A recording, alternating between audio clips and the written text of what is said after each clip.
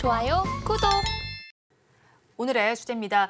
미국 장기 금리가 급등했습니다. 10년물 국채 금리가 급등했다는 소식 뉴스를 통해서 앞에서도 좀 짚어드렸는데요. 금리 정책의 변수가 작용할지 자세한 내용 짚어보겠습니다.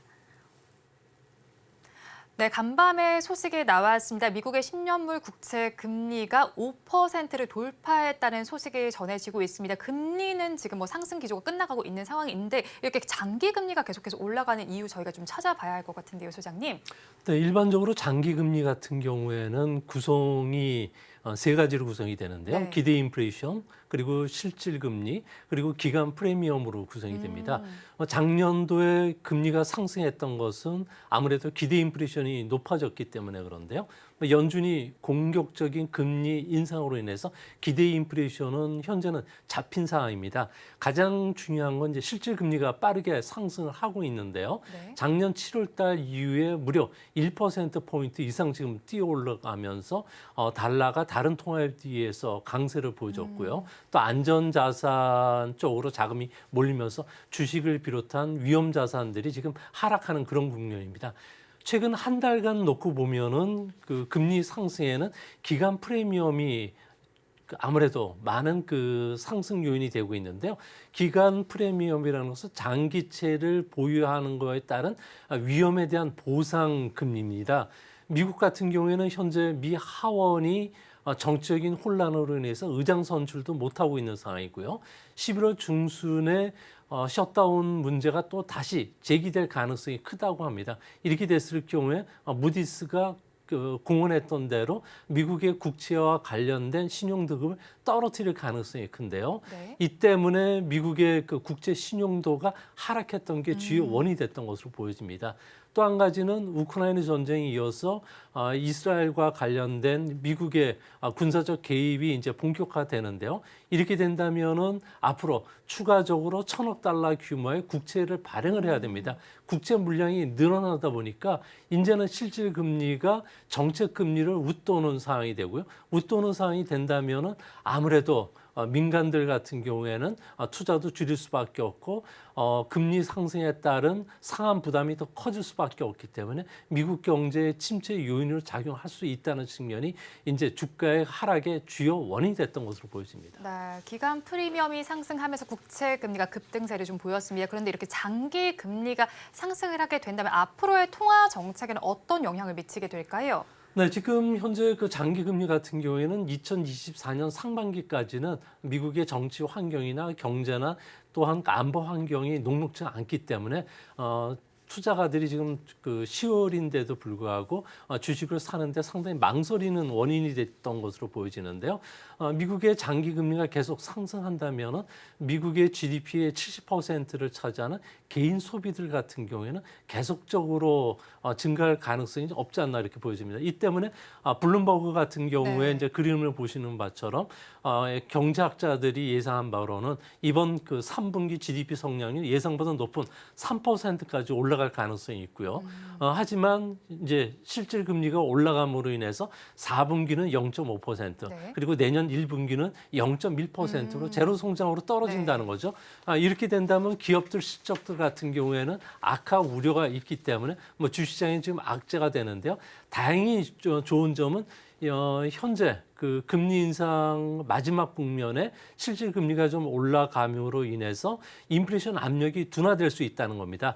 이건 연준이 보고 있는 그 향후 금리 인상과 관련된 점도표인데요. 네. 내년 말까지는 0.5%포인트 정도 금리 인하고 그 이후에도 계속 금리 인하하는 그 예상을 해놨는데 네. 이게 이제 인플레이션이 이제 잡히기 시작하고 경기 침체 국면에 들어간다고 하면 좀 더 앞당겨주고 금리 인하 폭도 커질 수가 있기 때문에 오히려 주시장에는 호재로 작용할 가능성이 있지 않나 보여집니다. 이제 앞으로 보면은 그 미국 경제가 리세션 국면에 이제 들어가는 그 신호음이 나오는데 현재 인플레이션이 빨리 잡힌다면 주시장에 한편으로는 호재가 될 수 있다는 측면에서 좀 긍정적으로 보셔도 되는 국면이 나타나지 않을까 생각이 됩니다. 네, 뭐 지금 점도표를 살펴보면 점차 금리는 좀 내려갈 것으로 보이고 이것이 증시에는 오히려 호재로 작용이 될 수 있을 것 같습니다. 한편 또 대선이 13개월 앞으로 다가왔습니다. 그런데 이런 상황에서 바이든의 지지율이 점점 낮아지고 있다는 소식이 들려오더라고요. 어떤 원인 때문일까요?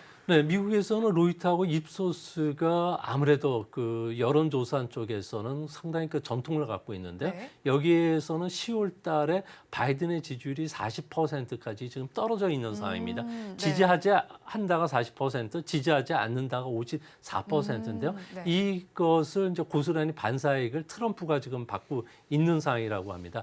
아무래도 지지율이 떨어지는 것은 경기 확장에도 불구하고 현재 그 미국인들이 가장 불만으로 삼는 게 중남미 이민자들이 늘어나면서 범죄가 더 증가하고 있다는 거고요. 네.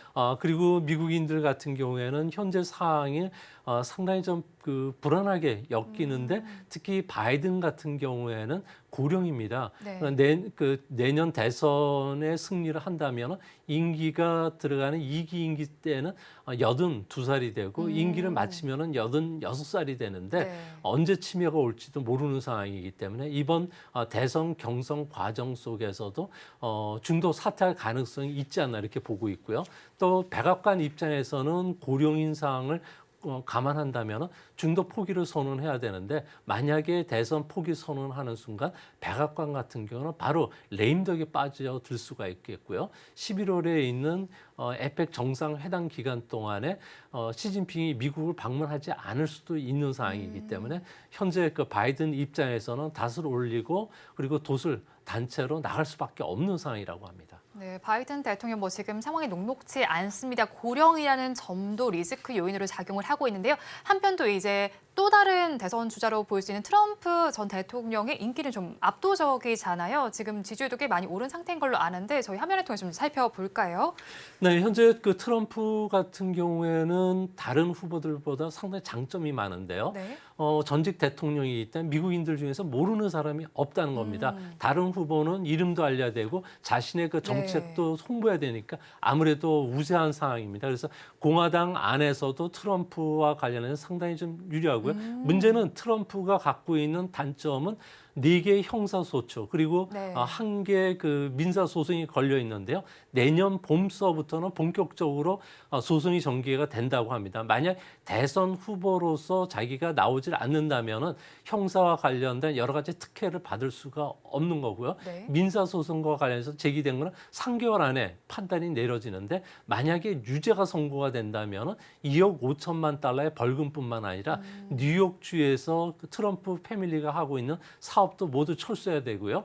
트럼프의 치적이라고 할 수 있는 뉴욕에 있는 트럼프 타워도 주인이 바뀔 수 있다는 겁니다. 이 때문에 트럼프 입장에서도 계속 나가야 되는데 네. 공화당 지지자 안에서는 트럼프가 유죄라고 보질 않는 사람 비중이 거의 64%, 네. 민주당은 88%. 문제는 이제 무당파가 53% 되기 때문에 네. 무당파와 공화당 지지자 안에서도 트럼프가 유죄라고 하는 사람 21%가 뭉치면 트럼프는 언제든지 역전이 가능하다고 보는 거죠. 이 때문에 현재 미국 안에서는 제3 후보론이 좀 제기되는 것도 이 때문인 것으로 보여집니다. 네, 일단 뭐 공화당 내선 특히나 더욱더 트럼프의 인기가 압도적인 것으로 지금 보입니다. 그렇다면 또 중국 이야기로 넘어가 보겠습니다. 수요일에 중국의 3분기 GDP 성장률이 발표됐는데 시장의 예상치를 상회했습니다. 4.9%를 기록했는데 일단 중국의 경제 성장률부터 좀 봐야겠네요. 네, 중국의 GDP 성장률 같은 경우는 당초 4.4%로 예상했는데 네. 실제 발표되는 건 4.9%로 나왔습니다. 이제 블룸버그의 그 경제학자들의 예상 평균을 보면 앞으로는 좀 떨어지는 추세가 네. 5%가 안 되는 추세를 보여주고 있는데요. 이같이 보는 거는 이번에 그 3분기 GDP 성장이 보다 좋게 나온 것은 현재 중국 안에서 가격 경쟁이 들어가면서 1+1 형사 그러니까 살아남기 위해서 전기 자동차 같은 경우에도 생산을 대폭 늘리고 있다는 겁니다.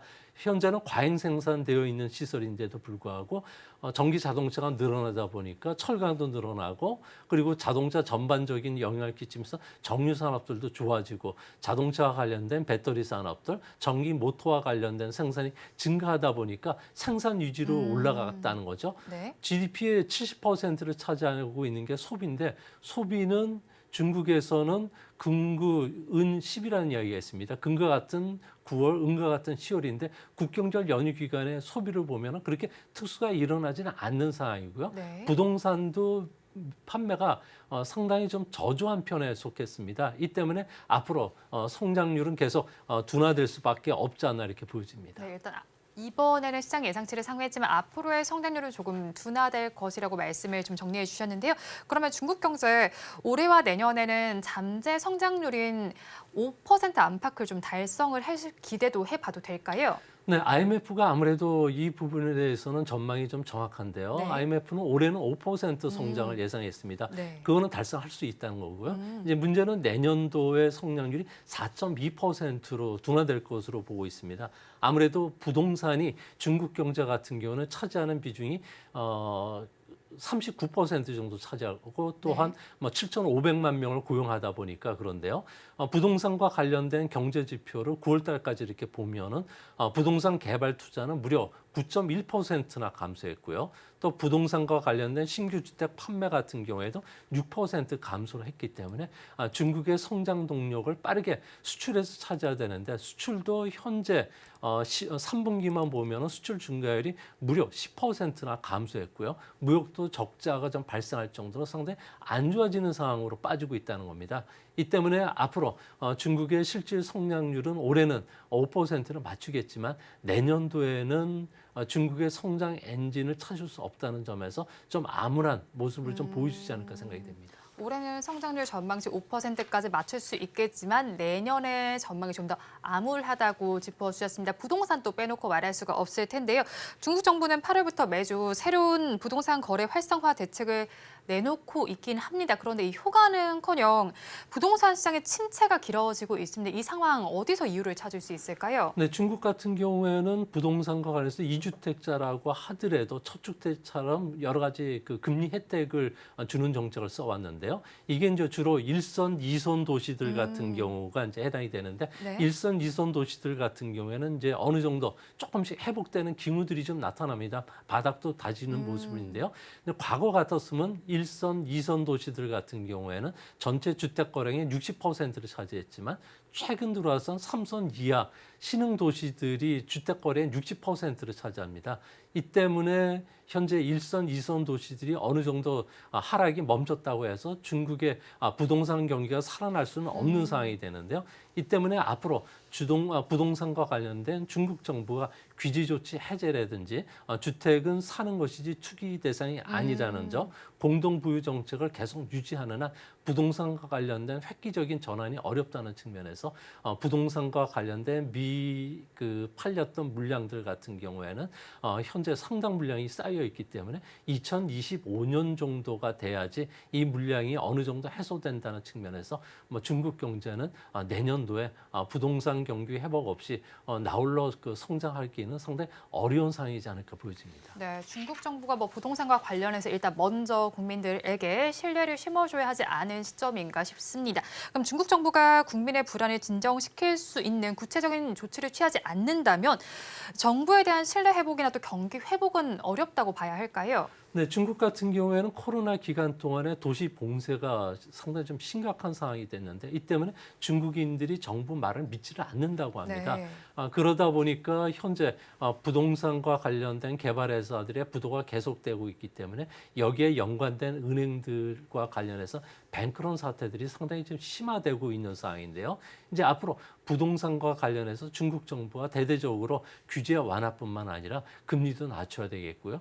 재정 자극 정책을 펼쳐야 되는데 이런 부분들은 집권 철학과 관련이 되고 있기 때문에 네. 당장 내년 그 상반기에 정책을 전환하기는 상당히 힘듭니다. 상반기 이후 하반기부터 이제 실시가 될 가능성이 크다는 측면에서 이제 앞으로 아파트와 관련된 미분양 주택과 관련해서 중국 정부가 좀 확실히 좀 떠안을 수 있는 여러 가지 조치가 나오지 않는 한 중국의 그 부동산뿐만 아니라 자재 회사들 그리고 철강 회사를 비롯해서 많은 그 산업들이 내년도에는 공장 가동률이 좀 떨어지고 그리고 좀 어려운 상황에 직면할 가능성이 있지 않나 보여집니다. 네, 지금 중국 정부가 먼저 부동산 시장을 떠받칠 수 있는 뭐 세부적인 대책을 내놔야 할 필요성이 있어 보입니다. 한편 또 얼마 전에 중국에서는 공산당 의사상과 그리고 문화선전에 관한 공작 회의가 열렸습니다. 여기서 언론과 사상 그리고 복장까지도 통제를 강화하기로 했다는 소식이 들려왔는데 이제 뭐 중국이 공포의 경찰 국가 시대로 들어선다고 봐야 할까 해요. 네, 그렇습니다. 중국 같은 경우는 국가 소프트웨어를 좀 위상을 좀 높이고요. 또 중화 문화의 그 영향력을 좀 향상시키기 위해서 시진핑 문화 사상을 철저히 옹호하기로 했는데요. 이제 문제는 시진핑 같은 경우에는 자신의 반대하는 철학이라든지 그리고 정신과 관련된 연예인뿐만 아니라 사상가를 좀 탄압을 했지만 이제는 패션 의류까지도 이런 부분과 관련해서도 규제를 하겠다는 거죠. 당의 정신을 회수하는 그 인민복을 변형하는 문제에 관련해서도 이제 엄벌을 하겠다고 하는데 이거와 관련된 치안 관리법도 아주 강화시켰다고 합니다. 네. 이 때문에 이제 반스파이법처럼 중화 문화와 관련된 처벌이 규정이 된다면은 무엇이 그 처벌을 해야 될지 그 구체적인 지침도 없는 상황이고요. 명확한 기준도 없기 때문에 아무래도 그 사상가나 그리고 좀 현재 중국과 관련된 반체제 인사들에 대한 탄압으로 좀 더 가지 않을까 보여집니다. 이렇게 된다면 중국 같은 경우는 공포의 경찰 국가로 회귀할 가능성이 크다는 측면에서 아무래도 사정 정국이 내년 상반기까지도 계속 중국 경제를 좀 끌어내릴 가능성이 있지 않나 보여집니다.